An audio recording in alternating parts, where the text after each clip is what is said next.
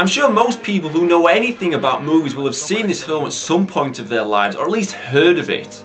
I used to love watching it on TV as a young kid, and it's one of those movies with classic scene after classic scene that never leaves your mind's eye. Well, unless you've got memory loss. So I recently picked this up on DVD for a couple of quid and thought, hey, let's take a look at it, it's something different, so there you go. So it's about Jason, so say hello to Jason. Now he's the star, so I think it's only fitting that we all dress up like him if we can, just to honour him. So without going into endless details, I can sum up the first 20 minutes like this. Jason gets summoned by the gods and they tell him to get a bunch of men and get on a boat. So he does. See, now we can move on to the good stuff. I can see diehard fans of the film out there going, oh, but you can't dismiss this, or you can't say that, or how dare you say a bad thing about this. Well, I'm allowed because Zardos tells me what to do, and if you've got no idea who Zardos is, then go watch my review and your life will never be the same. Fact. Alright? Anyway, back to Jason the Stud and his band of merry lovely suntanned men. That's alright, isn't it? You're living your everyday life when suddenly a cock called Jason appears and says, hey guys, fancy a holiday in the sun on my new boat? Now I'd question that personally, but then Jason says, nah, God's told me to do it. Oh, top stuff then Jason, let's go. I mean, they're not even questioning for 1 second. But what Jason doesn't mention is the trip is full of danger like giant bronze men, skeletons and gargoyles. I mean seriously, this film's got it all and it's brilliant. I'm not being sarcastic either for once, this is brilliant. So after being stuck on the boat for a long time, the men start getting pissed off. So Jason decides to talk to a wooden carving of a lady which talks back to him.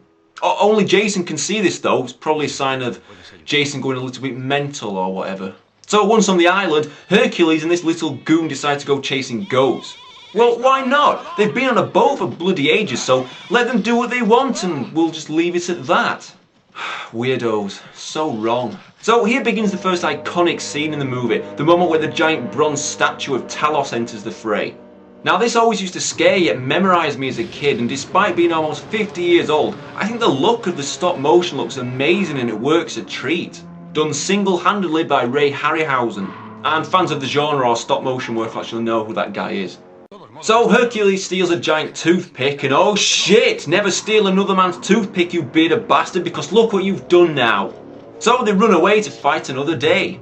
Jason shits his pants here as you can see and they all get onto their boat and sail away. Well, go on then, get them. Oh man, talk about quitting early in the game. Jesus.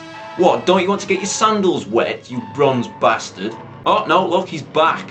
Now seriously, this sequence is nothing short of a masterpiece and it's helped largely from the music because it boosts the tension, the fear and the atmosphere tenfold. I mean, I don't want to keep praising this film too much because it's not what I normally do, so let's move on.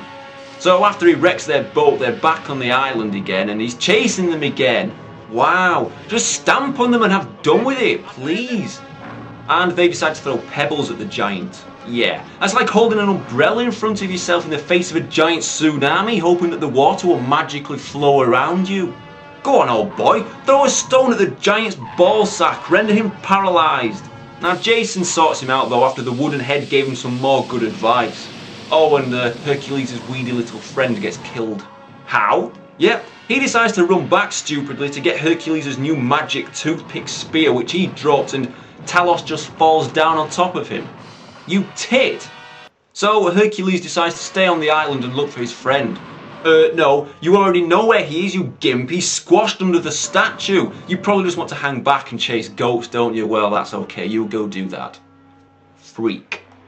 So they fix their boat and the magic wooden head of one of the gods tells them to seek out a blind man to help them in their quest. So here's the blind man getting brought some food by some people and then suddenly some gargoyle creatures start to harass him and nick his food. I mean, where are the catering people now? Come on, help the poor blind old man. You brought him food, you picky bastards. So Jason strolls into town and captures the monsters in a giant net. Oh look, and he's wearing new clothes now too. Flashy bastard indeed. So he gets given some words of wisdom by the poor blind old man and he's on his merry way once again. He doesn't hang around much in places, does he? Busy chap is our Jason. Here he's trying to avoid getting crushed by falling rocks and luckily for him another ship is destroyed and he's safe. Until he decides to go through the same way and oh boy, is this the end of Jason and his Argonauts? No way man, because a giant fish man pops up to flex his muscles and save the day. So they pick up a few survivors from the shipwreck and Jason then gets into a very tense and grueling sword fight. Go on lad! Wooden has reached new levels now. And to save themselves from any further embarrassment, this wanker jumps into the sea because he's scared. Go on Jason, don't take no shit off anyone lad! So on to a kingdom for a bit of a chat, a bit of a dance, a bit of food, and Jason decides to run away and find the golden fleece which is casually draped over a tree branch. That's handy. But no wait, you've got to fight off a multi-headed serpent which has killed, yep, the goon from the boat who jumped overboard. Go on lad, whack that rubber tentacle, see it wobble before you. So he kills it because he's well hard, and then he and his mates, who turn up after he's done all the bloody work, run up the mountain with the golden fleece. An evil king chases them and burns the body of the Hydra here so he can collect the teeth. Random. This woman gets shot. Who's she anyway? Oh yeah, I forgot, Jason saved her earlier on in the shipwreck, but you can't blame him, can you? He's stuck on a boat for that long, he'll end up turning like Hercules did and take a fancy to goats, so as soon as he sees a floating woman in the sea, he's claiming her, dead or alive. So anyway, putting the golden fleece on her brings her back to life, so all's well that ends well. Except for what is probably one of the most well-known and legendary scenes in movie history, the battle with the skeleton army. Yeah, they pop up when the Mad King uses the Hydra's teeth. Now this is one hell of a creepy scene even to this day, except when the skeletons scream. Kill them all! Yeah, whatever. Now this entire sequence took 4 months to do in stop motion. 4 months! I mean, it looks amazing. Or you could say it's shit and dated.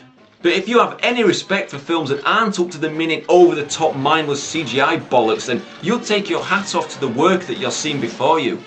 Anyway, he dies, and oh look, he dies. Poor old Jason, what's a man to do in this situation? Oh brilliant, just commit suicide. Yippee-ki-yay, motherfuckers! So Jason swims away and the bags of bones sink. The end.